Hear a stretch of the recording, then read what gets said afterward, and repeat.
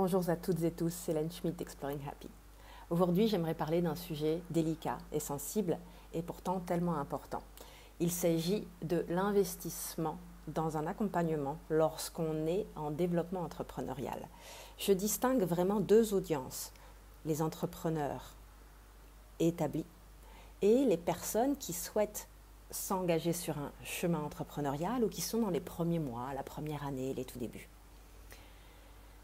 Il existe beaucoup d'offres, d'accompagnement à grands coups, de promesses, de vous donner la recette, de vous donner la technique. Je vois beaucoup trop de gens qui investissent beaucoup d'argent dans des accompagnements vraiment coûteux, souvent de groupes, dans lesquels on va leur transmettre des solutions homogénéisées, alors même que ces personnes sont au tout début de leur chemin et ils sont remplis de croyances qui leur ont été transmises par le monde dans lequel on évolue, qu'il faut acquérir toutes les compétences possibles et imaginables avant de pouvoir se lancer. Il faut aussi un site parfait, il faut ceci, il faut cela. Et qu'est-ce qui se passe? Eh bien, ça fait énormément de gens qui sont d'ores et déjà dans une situation de fragilité, puisque c'est un moment très vulnérable, le lancement entrepreneurial, le développement entrepreneurial. Donc il s'agit de personnes qui sont dans une période vulnérable de leur vie, qui ont très probablement quitté leur travail salarié, qu'ils aient fait un burn-out ou pas, qui ont potentiellement un entourage, donc famille, amis, qui ne comprend pas ou que très partiellement leur démarche et qui n'a pas cette capacité à les soutenir de la juste manière. Et voilà que là, on leur vend des programmes de groupe à 5 000 € dans lesquels de grandes promesses leur sont faites. Et moi, je récupère souvent des gens qui sont d'ores et déjà passés par ces investissements très coûteux et qui, à un moment donné, se disent « Ok, bon ben j'ai fait, je me suis rendu compte que ça ne marchait pas parce qu'au cas où vous ayez le moindre doute, on met souvent en avant le petit pourcentage pour qui ça marche, mais on ne parle pas des milliers de personnes pour qui ça ne marche pas, parce que la vérité, aussi peu sexy soit-elle, c'est que l'entrepreneuriat, c'est difficile. Il y a tellement de paramètres qui rentrent en ligne de compte qui font que quelqu'un va fonctionner ou pas. Et moi, vous savez, je reste persuadée que rien n'est acquis et qu'il est vraiment important de mener des réflexions de fond qui sont par ailleurs les réflexions que j'accompagne mes clients à avoir pour pouvoir vraiment être toujours dans un positionnement dynamique et correct à l'égard de soi-même, à l'égard de son positionnement entrepreneurial, à l'égard des personnes qu'on sert. Et donc, peu importe tous ces programmes de marketing, de communication, de blog, de ceci, de cela, développer les pires, c'est ceux qui font développer les offres premium, vous savez, où finalement tout un tas de gens, pas du tout encore, ou peut-être qui ne seront jamais à un niveau d'accompagnement premium, sont boostés par des coachs qui leur soutirent énormément d'argent pour proposer des offres premium. Et finalement, c'est un cercle vicieux foireux, tout simplement parce que ces gens-là ont comme argument de vente de vous vendre leur programme à 5 000, 10 000 € que de toute façon, vous allez faire des offres premium et vous allez rentrer dans vos frais très rapidement. Encore faut-il les vendre, ces offres premium. Vous savez, les gens, ils savent sentir en fait si une personne est vraiment alignée avec le tarif qu'elle propose et est vraiment au clair sur la valeur qu'elle propose, ou si en fait elle a été brainwashée par un coach qui en fait a créé une sorte de pyramide de Ponzi. Fermons cette parenthèse et revenons à ce qui est de mon point de vue les conditions optimales de travail et d'investissement entrepreneurial. Le développement entrepreneurial, il commence et il finit par la connaissance de soi. Et c'est vraiment des étapes progressives de consolidation de la compréhension de qui on est, de comment on fonctionne, de ce qui nous anime. Et bien sûr que ça va évoluer et vivre avec vous au fur et à mesure du développement de votre entreprise. Et donc, c'est des choses que je continue à faire pour moi. Avant, je le faisais tous les 6 mois. Maintenant, je le fais une fois tous les 2 ans. Mais il est très clair quand le moment est venu pour moi de me poser avec toutes ces réflexions. J'aimerais bien avoir une Hélène pour moi, vous voyez, parce que ce que je fais pour les autres, j'aimerais beaucoup être pleinement en capacité à le faire pour moi. Et ce n'est pas toujours évident, ça me demande du moins beaucoup plus d'énergie. Et il y a des réflexions de fond à mener.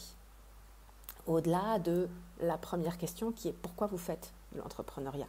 Est-ce que c'est un choix par défaut? Est-ce que c'est une conviction forte?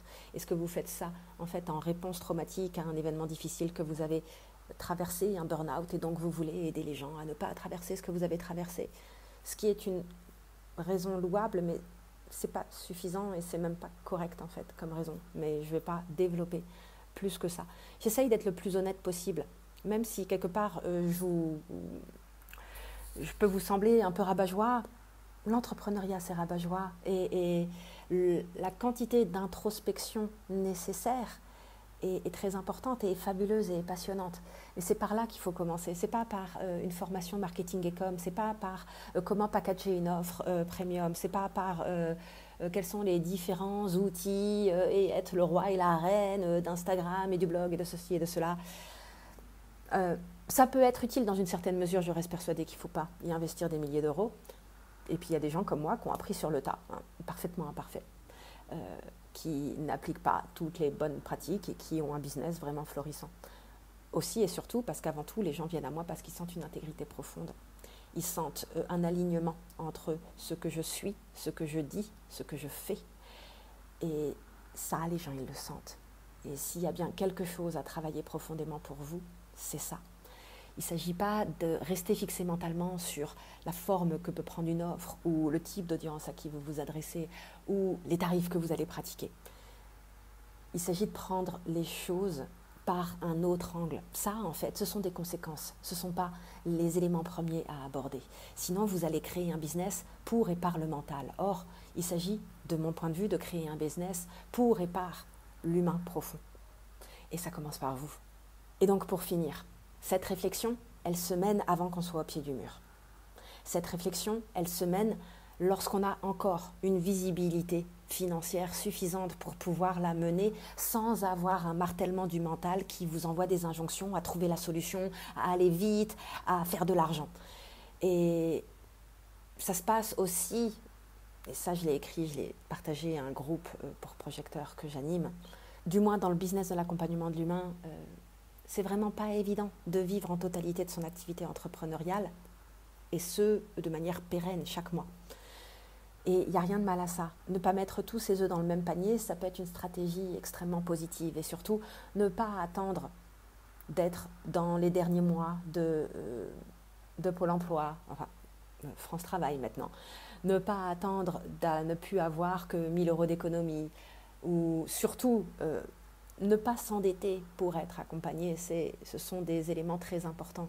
Et je suis plus que jamais extrêmement vigilante sur la situation financière des personnes qui viennent à moi, tout simplement parce que si on veut travailler correctement, il ne doit pas y avoir de pression financière, de détresse financière. Il doit y avoir une approche complètement cartésienne et réaliste de votre budgétisation à moyen et long terme. C'est quelque chose qui fait partie de la manière de mettre toutes les chances de votre côté pour traverser ce multiple marathon qu'est le développement entrepreneurial, puis ensuite l'entrepreneuriat. Voilà, c'est ce que j'avais à vous dire.